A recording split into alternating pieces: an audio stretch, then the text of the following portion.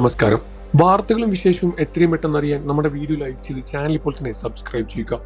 6 കീമോയാണ് ആദ്യഘട്ടത്തിൽ രേണുസുധിക്ക് ഡോക്ടർമാർ നിർദ്ദേശിച്ചിരുന്നത്.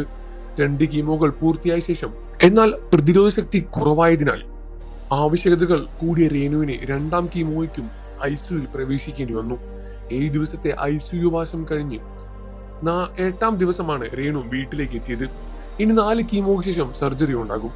ആശുപത്രിയിൽ നിന്നും തിരികെ എത്തിയ രേണു പുതിയ വീഡിയോകളിൽ ചില കാര്യങ്ങൾ പങ്കുവച്ചിട്ടുണ്ടായിരുന്നു.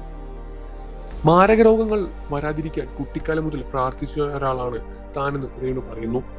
പരാതിപ്പെട്ടപ്പോൾ ദൈവത്തിൽ നിന്ന് കിട്ടിയ മറുപടിയെക്കുറിച്ചും വീഡിയോയിൽ താരം സംസാരിച്ചിരുന്നു. കിടക്കയിൽ കിടക്കുമ്പോൾ കിടന്നു വന്ന വഴികളെ ഓർത്ത് എപ്പോഴും ഓർത്തുകൊണ്ടേയിരിക്കുമെന്നും രേണു പറയുന്നു. രേണുവിന്റെ വാക്കുകളിൽ ഇങ്ങനെയാണ് പറയുന്നത്: 5 ദിവസമായ ആശുപത്രിയിൽ ഐസിയുയിലായിരുന്നു. എല്ലാവരോടും പ്രാർത്ഥനകൾ കൊണ്ടാണ് ഞാൻ ഡിസ്ചാർജ് ആയത്. 2ാമത്തെ കീമോയാണ് കഴിഞ്ഞത്. ആദ്യത്തെ കീമോയേക്കാൾ 2ാമത്തെ കീമോ കഴിഞ്ഞപ്പോൾ അസ്വസ്ഥതകളും ക്ഷീണവും ഛർദിയും വേദനയും എല്ലാം ഉണ്ടായിരുന്നു.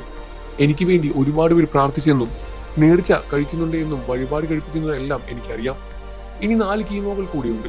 അതുകൂടി കഴിഞ്ഞാൽ ജീവിതത്തിലേക്ക് മടങ്ങി വരുമെന്നാണ് എന്റെ വിശ്വാസം. എല്ലാവരുടെയും പ്രാർത്ഥന വേണം. കീമോയ്ക്ക് ശേഷം ഓപ്പറേഷനുമുണ്ട്. കുഞ്ഞിലെ മുതൽ പ്രാർത്ഥിക്കുമ്പോൾ ഞാൻ പറഞ്ഞിരുന്ന ഒരു കാര്യം ഞങ്ങൾക്ക് ആർക്കും മാരക അസുഖങ്ങളൊന്നും വരുത്തരുത് എന്നാണ്. എന്നും പ്രാർത്ഥിച്ചിരുന്നു.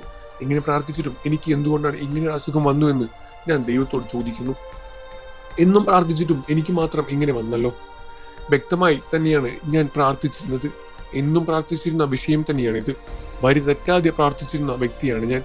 കിടക്കയിൽ കിടന്ന് ഇതെല്ലാം ഞാൻ ആലോചിച്ചു.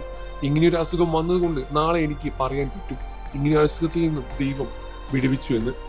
ഒരുപാട് പേരുടെ പ്രാർത്ഥനകൾ സത്യമാണെന്ന് നിനക്ക് തെളിയിക്കാൻ പറ്റുമെന്ന് എനിക്ക് ദൈവത്തിൽ നിന്നും കിട്ടിയ ഉത്തരം അതാണ്. തിരിച്ചു വരുമെന്ന് തന്നെയാണ് എൻ്റെ വിശ്വാസം. എന്നിരുന്നാലും കിടക്കയിൽ കിടന്ന് ഞാൻ പഴയ കാര്യങ്ങളെല്ലാം ആലോചിച്ചുകൊണ്ടേയിരിക്കുന്നു.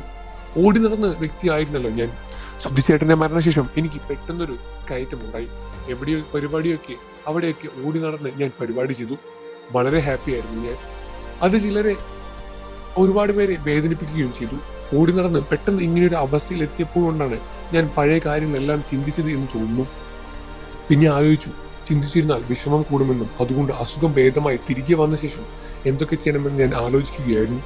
പിന്നെ ഋതപ്പൻ എന്നേക്കാൾ മനസ്സിന് കിട്ടിയ കുഞ്ഞാണ്. ഞാൻ ഐസിയുയിലായിരുന്നു. അതുകൊണ്ട് ആശുപത്രിയിൽ വന്നാലും അമ്മയെ കാണണമെന്ന് അവന് അറിയാമായിരുന്നു. ഞാൻ വരുന്നില്ല, വന്നാലും അമ്മയെ കാണാൻ പറ്റില്ലല്ലോ എന്നാണ് ആശുപത്രിയിലേക്ക് വിളിച്ചപ്പോൾ മോൻ പറഞ്ഞ മറുപടിയും. ചികിത്സയ്ക്ക് ലക്ഷ്യങ്ങളായെന്ന് രേണു പറയുന്നു.